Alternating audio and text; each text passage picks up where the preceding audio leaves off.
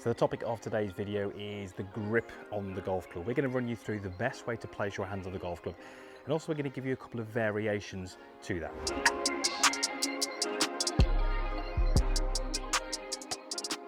So welcome back to the stunning golf course that you can see behind me. Very, very lucky to have this course here. It just happens to be about 10 yards away from my house as well. So currently in my back garden, we are in the middle of the COVID-19 pandemic, in lockdown, unable to get to the golf course. But it's a great chance for you to work on some of the basics, some of the pre-swing things that we need to do. And today's topic is going to be grip. Now, just before we get started, just pop down into the comments box. And I would just love you to let me know your current situation, just so I can help with the content at this current time. So are you able to play? Are you able to hit balls? Are you able to swing a golf club? Just let me know in the comments box your current situation. It's going to help me with that content.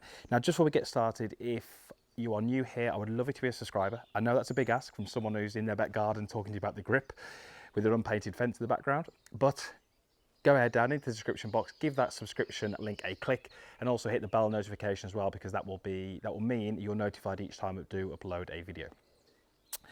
So the lesson plan today is to really just run through how you're going to place your hands on the golf club, and that's going to be to achieve what we'd class as a neutral grip. We're then going to give you a couple of checkpoints, which are really helpful, and we're going to talk about what you would need to do in your golf swing if you had a slightly weak grip or a slightly stronger grip. And so there's going to be a fair bit of information here, but it's going to help you if you're at home working on your grip, and also if you're able to video your golf swing as well. So let's get straight into it, and let's talk about the lead hand first and how that goes in the golf club.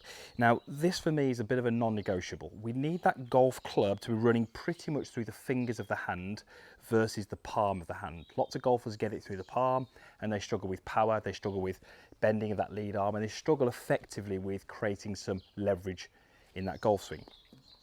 So it has to go through the fingers of the hand. So the best way to achieve that is take the golf club and just hold it so it's level with the ground, so you can see that. And you want the grip pretty much in front of you. Now you'll notice when I do that, the knuckles on my lead hand run relatively parallel to the club shaft. So I'm going to move my lead hand across, and I'm just going to wrap my fingers around that golf club. So what I'm effectively doing here is I'm placing my hand on the golf club where I've already created this kind of leverage. What that's going to mean is that if you hold it in this way, you will be able to achieve that in the backswing. This is very much through my fingers, and when I rotate the club back to the front, you'll see that I've actually got my lead thumb sat slightly to what I see as the trail side of the golf club, and I'm able to see the first two knuckles on that lead hand. What you'll also notice is there is a fair bit of cupping or shape in this lead wrist. So this is a great little way to get that golf club very much through the fingers. The next thing we need to do is just make sure that hand is rotated correctly on the golf club, and to do that you're going to need a tee. And I've done this one loads of times, but it's still one of my favourite drills for grip. You're going to take that tee and just place it between the index finger and the thumb, and as you place that hand on the golf club in this fashion, when you rotate the golf club back in front of you, what you're looking for is that tee should be roughly, let's get it secured in there, roughly pointing down towards the club head. And I say roughly, we're not looking at 1, 2, 3 degrees here. We're just looking at, is that tee pointing roughly down towards the club head end. So what I've now got is I've got my hand placed on the golf club very much through the fingers, and I've got my hand rotated correctly, because it's very easy to have that hand rotated incorrectly. This is another very simple little exercise for you to do. If your hand is correctly rotated on the golf club, if you look at the leading edge of that club, I should be able to get that to pretty much horizontal one way and pretty much horizontal the other way. And I should have pretty much equal amounts of movement on either side. So now we need to get the trail hand on this golf club as well. I'll put the tee in the pocket. We want that trail hand to be, again, very much through the fingers. And I'm really going to apply those fingers to the golf club such as this before I wrap my fingers round, and then before I wrap the top of my hand round. So again, like that lead hand, it's got to be very much through the fingers. What we really want to get away from is anything that's too high in the hand, because that tends to be a very much underneath golf grip that we tend to see quite commonly. So very much in the fingers. Now this time, my thumb sits slightly to the lead side of the grip. So lead thumb on the trail side, trail thumb on the lead side, they're opposites. And the final thing would be, we want the index finger and the thumb to be pretty much the same distance down the golf club, as you can see there. We really want to avoid anything like this, where the finger and the thumb are different lengths down the golf club. Having those two the same length down the golf club really gives you a lot of control over the club head through the golf swing, and a lot of stability in that club, which is Really, really important. Same little exercise would apply with that trail hand. If I do that correctly, then the tee will point about down towards that club head end. A great little test for you when you've done this grip is if your hands are on there correctly, you should be able to move that club shaft up to about horizontal without moving your forearm. Okay, so you can see my lead forearm is staying pretty much in the same place, but I'm able to get that club up to horizontal. The last thing is just how you connect those hands together. We've got the 10-finger baseball where all the fingers are on the golf club. I wouldn't recommend that to many golfers. It does work for some, but for many it's not really useful. We've got the overlap where the little finger will sit in between the crease on the first 2 fingers of that lead hand. And then we've got the interlock. Those 2 are the most common that we're going to see across the best golfers. So really it's trying to find what's comfortable for you. I tend to prefer the overlap when I'm coaching, but interlock is absolutely fine if that's the one that you feel a little bit more comfortable with. So that's the grip. That's how we place on our hands on to get a neutral grip. Let's go through a couple of little variations on that and what you might find in your golf game.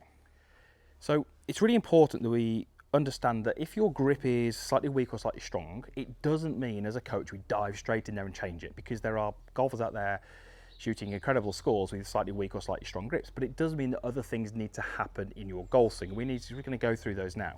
So let's say you're that golfer who, when you place this tee in there, it tends to sit a little bit more lead side of the grip. This is what we class as a weak hold.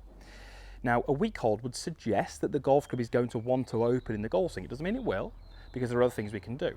Notice how when I take this lead hand grip in this weaker position, I don't have as much shape in that lead wrist. It's much flatter.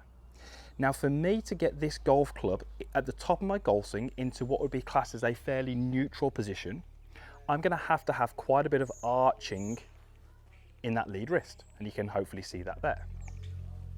If I'm a golfer who, when I place my hand on the golf club, I have the tee pointing behind the club shaft, this would be classed as a stronger grip. When I take my address, I'm going to have a lot more shape in that lead wrist, a lot more cupping.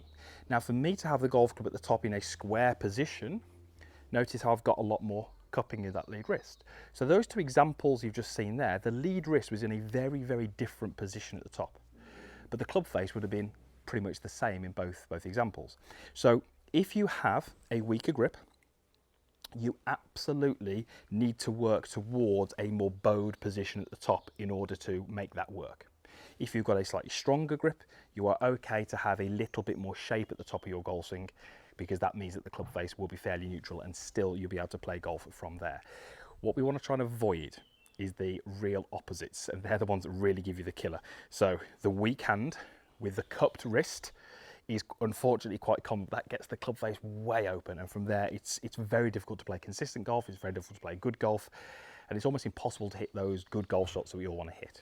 So it's really important that we understand what a good grip is, but then also, like I said, if you have a slightly stronger or slightly weaker grip, don't necessarily change it, just make sure that it matches with what you've got through the rest of the golf swing. If it does, it doesn't always need to be changed. If it doesn't match, this is a great time to start to work on that grip and start to make some changes so that when the courses do reopen, we can get out there and play, you're a little bit more familiar and comfortable with how you place your hands on the golf club.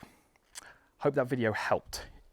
It's not easy at the moment where we're in lockdown. I have got, hopefully, a net coming next week, which means about to hit balls. These videos will be much better, but it doesn't mean we can't work on our golf swing if you are unable to hit golf balls. We just have to be a little bit clever and just think a little bit about what we can actually do in this period of time. Thanks for watching. Usual stuff is down below. As I said, love to hear your comments about your situation because it'll help me with the content. Thanks for watching. I really appreciate your views this time when we can't get on the golf course. It really does mean a lot, and hopefully we'll see you again in a future video.